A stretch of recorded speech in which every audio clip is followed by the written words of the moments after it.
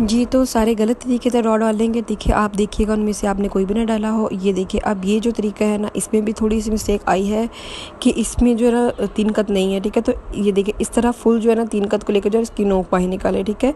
इस तरह बिल्कुल ना करें। देखिए, मैं भी आपको ये डाल के दिखा रही हूँ कि ये इस तरह बस छोड़ दें, नहीं। आपने इसको जो है ना थोड़ा-सा आगे लेकर जाना है, ठीक है? आगे इंशाल्लाह आपको मज़ीद क्लियर किया जाएगा। सबसे पहले हम दाल और जो है ना रॉ में डिफ़रेंस देख लेते हैं। ये आपने बिल्कुल जो है ना मिस्टेक नहीं करनी।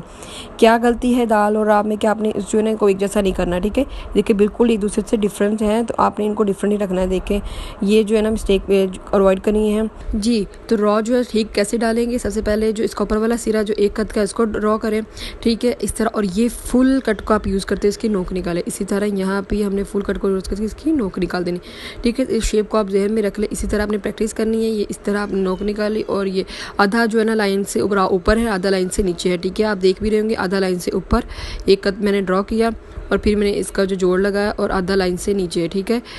आप बार बार प्रैक्टिस कीजिए। ये तरीका आप बिल्कुल ना अपनाइए कि आपने बस इतना सा रख डालिया, नहीं।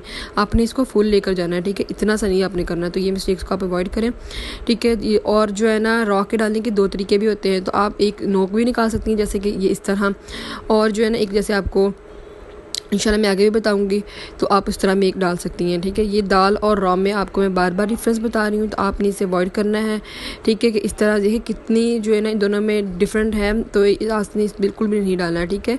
तो आपने इन मिस्टेक्स को अवॉइड करना है।